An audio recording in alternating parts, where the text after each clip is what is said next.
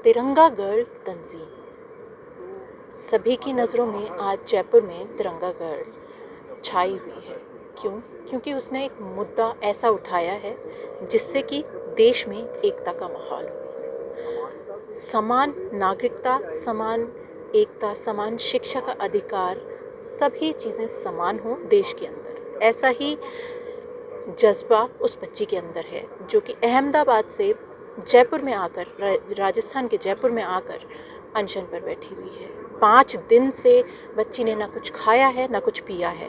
फ़िलहाल उसकी तबीयत बिगड़ने लगी है, उसे ग्लूकोज दिया जा रहा है। तबीयत सुधार और तबीयत सही बनी रहे, इसके लिए डॉक्टर कोशिश कर रहे हैं। आज यहाँ पर विधायक गोपाल शर्मा जी भी आए हैं और उस बच्ची से उसके हालचाल पूछकर उसके लिए कोई बेहतर कदम उठाने की कोशिश कर रहे हैं। अभी आपकी क्या डिमांड है? 3 है कि एजुकेशनल इंस्टीट्यूशन में हिजाब बैन होना चाहिए, सेकंड CAA लागू होना चाहिए और UCC लागू होना चाहिए।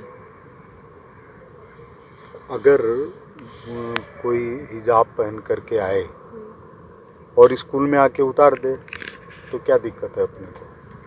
सर, वो एजुकेशनल इंस्टीट्यूशन में आ रहा है, वो शिक्षा के मंदिर में आ रहा है, तो पहनने आने की कोई ज़रूरत नहीं है, पहली चीज़। और वो पहन के भी बाहर से आ रहे हैं और वो निकाल देंगे तो कोई गारंटी नहीं है कि वो वापस नहीं पहनेंगे स्कूल में।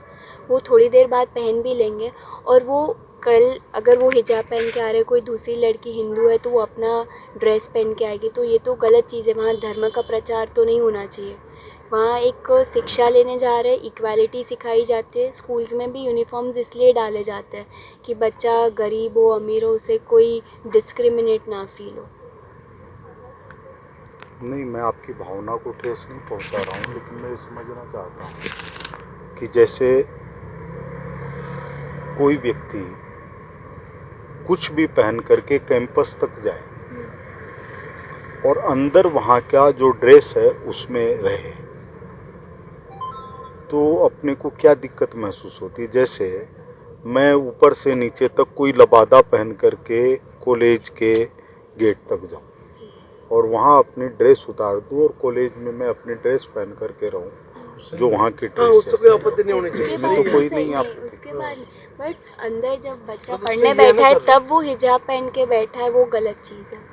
ये जो सर आपकी जो चीज़ है, इसको मैं इस तरह से देखता हूँ कि एक बार अपने इस चीज़ को कर लिया कि चलो बाहर तक पहन के आए, वो कहीं के बैग में डाल के फिर अंदर जाके फिर कहीं की बवाल शुरू हो जाएगा। एक जनी पहनेगी, दूसरी पहनेगी, फिर कहीं की इस चीज़ को इशू बनाकर फिर उससे राजनीति शुरू हो जाएगी, फिर कहीं के प्रोटेस्ट शुरू हो जाएंगे और फिर इस चीज़ को एक माहौल को गर्म और करने में लोग पीछे नहीं हटेंगे। दूसरी बात सर ये आएगी कि हमें कपड़े बदलने के लिए हमें एक फैसिलिटी दे दीजिए कि यहाँ इतने रूम बना दीजिए, यहाँ इतने रूम बना दीजिए। वो व्यवस्थाएं बनानी पड़ेगी। फिर व्यवस्था वो फिर आगे और डिमांड बढ़ाते रहेंगे। सर कई जगह ऐसी चीज़ें हो गई जहाँ शुक्रवार की छुट्टी मांगने लग गए हैं, नमाज के लिए अलग प्लेस मांगने लग गए हैं। कि फिर ये अपने देश की बातें हैं सर। नमाज के लिए स्कूल के अंदर, हॉस्पिटलों के अंदर, रेलवे स्टेशन के ऊपर, एयरपोर्ट के ऊपर जगह मांगने लग गए हैं। और जहाँ संडे की छुट्टी होती है वहीं ये लोग शुक्रवार की छुट्टी मांगने लगे। तो ये कहीं न कहीं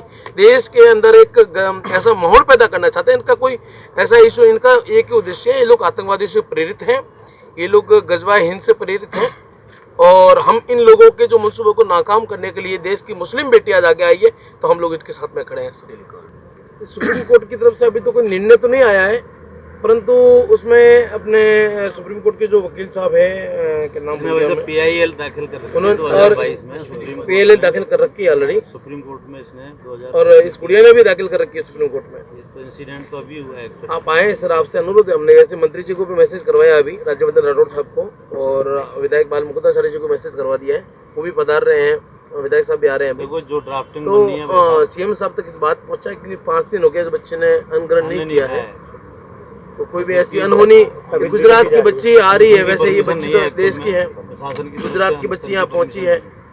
और हम दोनों एक बेटी का बाप होने के नाते बोल रहा हूँ, अब उसको धमकी मिली है, बोलिए आप क्या कि हिजाब बैन होगा नहीं हो जा तेरे पे, तेरे को तेजाब से ना लाएंगे। ये किसने किया? ट्वीट पे है, आज हमने जो ट्वीट किया था रिप्लाई आया। आने शुरू हो गई। कोई रौनक शेख के नाम से और मैटर सुरक्षा हैंडल के कर नाम रहे पर हैं। उन्होंने क्या- भी इसके बाद में सुरक्षा के नाम पर केवल 2 security पुलिस मिली वाले जी, हैं, जी, जी, जी। तो उससे मुझे नहीं लगता कि पूरी रात इनकी सुरक्षा हो सकती है।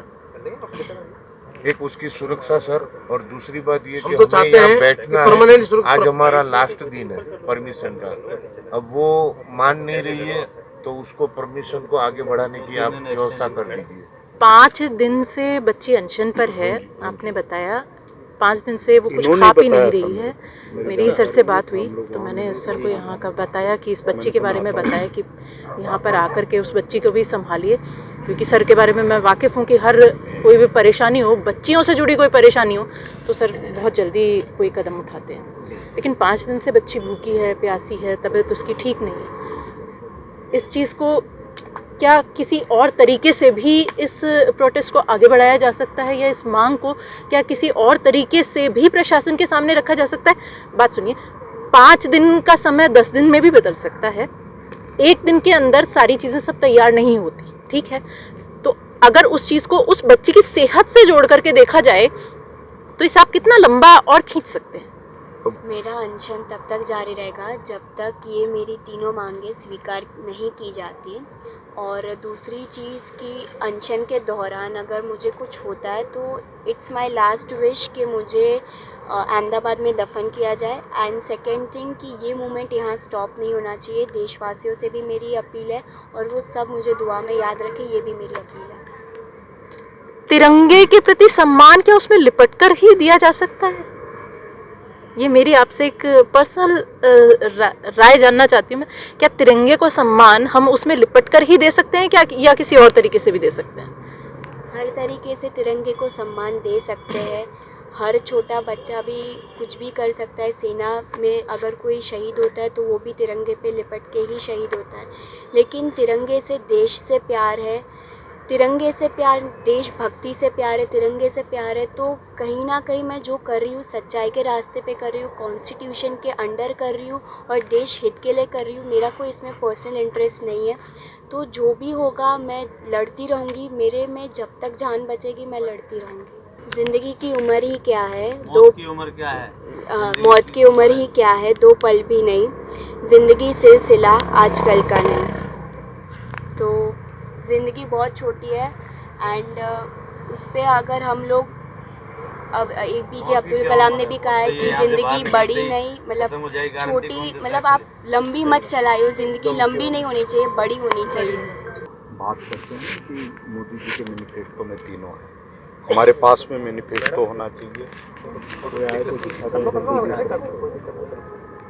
जैसे कोई चीज़ कहते हैं ना तो कहने में रह जाती है, एक चीज़ सामने होती है तो उसका असर। सर हमें कुछ नहीं चाहिए, राजस्थान की जनता को लिखित में दे दें कि ड्राफ्ट कमेटी इतने टाइम में बना देंगे, ये कानून इतने टाइम में हो जाएगा, हम चले जाएंगे, राजी खुशी से चले जाएंगे।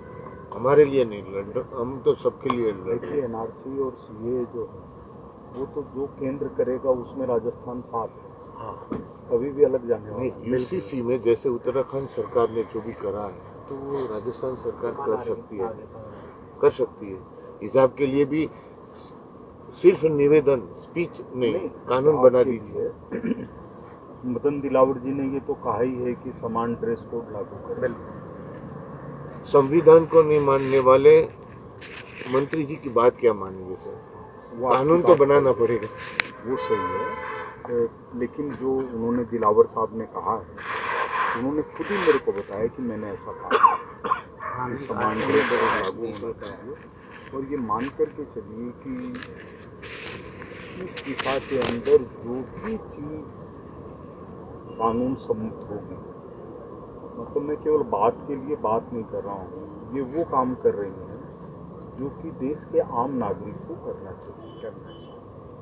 केवल सोचने की बात यह है कि जब इन्होंने मेरे को बताया तो मैंने इनको यही कहा, मैंने कहा इस समय देश के सामने सवाल ये है कि एक आदमी आवाज़ उठाए या देश आवाज़ उठाए। एक आदमी ने भी आवाज़ उठा करके देश को बदला है। भगत सिंह से जब कहा गया कि फांसी खाने से क्या होगा, उन्होंने कहा फांसी खाने से ये होगा कि मैं अपना जीवन दे करके ज़्यादा लोगों को जागरूक कर पाऊँ, कैसे जगाया जाए। तो इसमें सबकी भावना है कि कॉलेज स्कूल इसके अंदर समान ड्रेस कोड रहना चाहिए।